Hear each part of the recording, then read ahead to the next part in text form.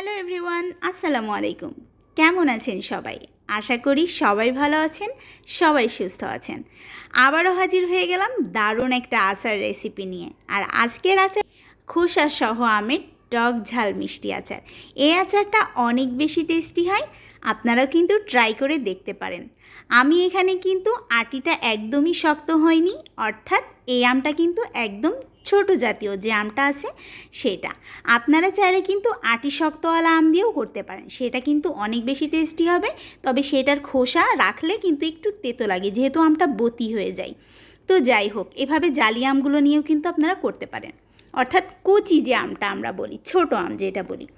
তো যাই হোক, প্রথমেই কিন্তু আমি ফালি করে আমটা এভাবে কেটে নিয়েছি আর খুব সুন্দরভাবে ধুয়ে একটা ঝুড়িতে কিন্তু প্রথমে আমি পানিটা ঝরিয়ে নিয়েছি। পানি কিন্তু অবশ্যই থাকা যাবে না। তারপরে এতে হলুদ আর লবণ মেখে রোদে খুব সুন্দরভাবে নেড়ে দিয়েছি। এটা কিন্তু নরম হয়ে যাবে রোদে দেওয়ার পরে। খুব সুন্দরভাবে শুকিয়ে গেছিলো আমগুলো। এবার মশলা করার পালা।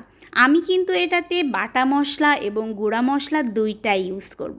তো প্রথমে একটা পেঁয়াজ কেটে দিয়েছি আমি, পেঁয়াজের পরিমাণটা কম দিবেন। আর রসুন দিয়েছি বেশ কিছুটা, জিরে, সরিষা আর 4-5টা শুকনো ঝাল। এবার কিন্তু গুঁড়ো মশলার পালা। প্রথমে কিন্তু আমি কড়াইতে দিয়ে দিয়েছি জিরে, পাঁচফোড়ন, আর দিয়ে দিব আস্ত ধনে, আর দিয়ে দিব এলাচ, আর দিয়ে দিব মরিচ। এগুলো দিয়ে কিন্তু খুব সুন্দরভাবে ভেজে নিয়েছি আমি। আর ভেজে নিয়ে মশলাটাকে গুঁড়ো করে নিব। আমি কিন্তু বাটনা মশলাটাও করে নিয়েছি এবং গুঁড়ো মশলাটাও করে নিয়েছি। এবার এখানে হাফ কাপ পরিমাণে খাঁটি সরিষার তেল নিয়েছি। আমার সরিষার তেলটা কিন্তু কতটা খাঁটি এটা কিন্তু ঘনত্ব দেখেই বোঝা যাচ্ছে, আর কালার দেখেই বোঝা যাচ্ছে। এবার আমি কড়াইতে কিন্তু সরিষার তেল দিয়ে আর বাটনা যে মশলাটা আছে সেটা দিয়ে হলুদ এবং লবণ দিয়ে খুব ভালোভাবে কিন্তু মশলাটা কষাবো। মশলাতে যেন পানির পরিমাণ না থাকে। আর কষানো মশলাতে কিন্তু অনেক বেশি একটা ঘ্রাণ আসে, খুব দারুণ একটা ঘ্রাণ আসবে। যখন ঘ্রাণটা বেরিয়ে আসবে তখন কিন্তু আমি সেই শুকানো আমটা দিয়ে দেবো। এই আমটা শুকানো বেশি, খুব বেশি শুকানো না যে আপনি 2-3 দিন ধরে শুকাইছেন, না, কয়েক ঘন্টার জন্য জাস্ট শুকাবেন। অবশ্যই চুলার আঁচ কিন্তু মিডিয়াম লো হিটে রাখবেন। এ পর্যায়ে আমি দিয়ে দিলাম চিনি। চিনিটা আপনারা আপনাদের স্বাদ মতো দিবেন, আমিও আমার স্বাদ মতো দিয়েছি। আর চিনিটা কিন্তু একটু বেশি হলে পারফেক্ট হয়, বাট আমার কাছে টক ঝাল মিষ্টির যে একটা কম্বিনেশন, এটা কিন্তু নিজের টেস্ট বার অনুযায়ী আমি দিয়েছি। তো একদম মিডিয়াম লো আছে আমি দেওয়ার ফলে কিন্তু চিনিটা খুব আস্তে আস্তে গলবে এবং তলে কিন্তু লেগে যাবে না। আমি কিন্তু একদমই মিডিয়াম লো হিটে রেখে দিয়েছি। এবার কিন্তু চিনিটাই পর্যায়ে গলে গেছে। আমটা কিন্তু খুব বেশি নাড়াচাড়া আমি করছি না, যেহেতু একটু সেদ্ধ টাইপের হওয়ার মতো হয়ে যাবে। আর এটা খুব বেশি নড়াচড়া করলে কিন্তু আমটা কিন্তু গলে যাবে, খোসার থেকে আমটা ছড়িয়ে যাবে। তো সেই ক্ষেত্রে আস্তে আস্তে আমি নাড়াচাড়া করেছি। আর চিনিটা বেশ যখন গলে আসবে তখন কিন্তু আমি গুঁড়া মশলাটাও দিয়ে দিয়েছি।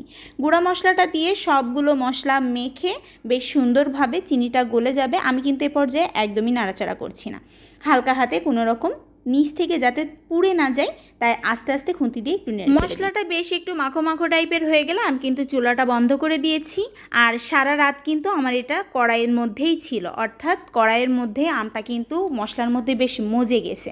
দেন সকালবেলা আমি একটা প্লেটে ঢেলে এটা রোদে দিয়ে দিচ্ছি। আর এটা কিন্তু রোদে ততদিন যাবে যে কয়দিন যে আমের যে খোসাটা, অর্থাৎ আমি খুব ভালোভাবে সেদ্ধ করি নাই, এটা কিন্তু রোদের তাপেতে এই খোসাটা একদম নরম হয়ে যাবে। তো প্রথম দিনে আমার কিন্তু বেশ নরম হয়ে গেছে। আমি আর মাত্র একদিন এটা রোদে দিব।